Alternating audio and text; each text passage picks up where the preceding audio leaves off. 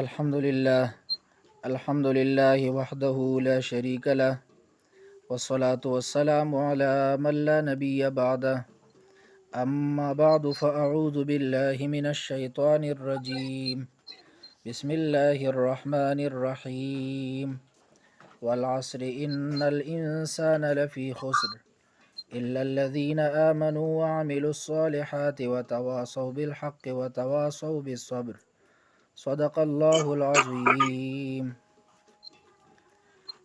میرے معزز دوستوں اور بھائیوں، ہر مسلمان مرد و عورت پر اتنا علم سیکھنا فرض ہے جس سے وہ اپنی یومیہ زندگی میں صبح کی بیداری سے لے کر رات سونے تک کے اعمال مسائل میں شرعی رہنمائی حاصل کر سکے۔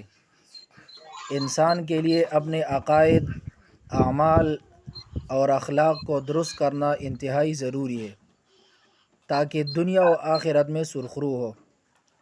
علماء کرام تقریر و تحریر کے ذریعے امت کی رہنمائی کرتے ہیں اور عقائد، اعمال اور اخلاق کا یہ اصلاح کا فریضہ سر انجام دے رہے ہیں۔ اسی سلسلہ کی ایک کڑی زیر نظر کتاب صراط مستقیم کورس بھی ہے، جسے استاد محترم متکلم اسلام سیدی و مرشدی مولانا محمد الیاس گمن حفظہ اللہ نے عوام الناس کے لیے ترتیب دیا ہے۔ کورس کی ترتیب اس طرح ہوگی۔ کورس 40 اسباق پر مشتمل ہے۔ ہر سبق ان 5 اجزاء پر مشتمل ہوگا: قرآن مجید کی آیت، نمبر 2 حدیث مبارک، نمبر 3 عقیدہ، نمبر 4 مسئلہ، نمبر 5 مسنون دعا۔ ان اجزاء کے بارے میں مختصر معلومات چند ابتدائی باتیں کے عنوان سے ایک مقدمہ میں ذکر کی گئی ہے جو اسباق شروع ہونے سے پہلے دیا گیا ہے۔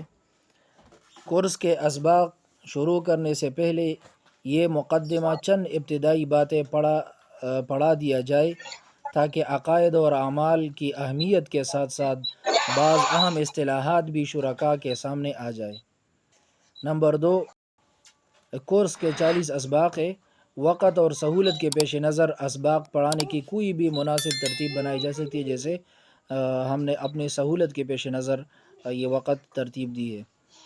اگر کورس کا دورانیہ 40 دن کا ہو تو یہ کورس ایک سبق روزانہ کی بنیاد پر 40 دنوں میں ختم ہو سکتا ہے۔ اگر دورانیہ 20 دن کا ہو تو 2 اسباق روزانہ کے حساب سے پڑھایا جا سکتا ہے۔ نمبر 3، کورس پڑھانے کے لیے یومیہ وقت کو 3 حصوں میں تقسیم کر لیا جائے۔ یہ بات بہت زیادہ ضروری ہے۔ ایک حصہ سبق پڑھانی، ایک سبق یاد کرنی اور ایک گزشتہ سبق سننے میں لگایا جائے۔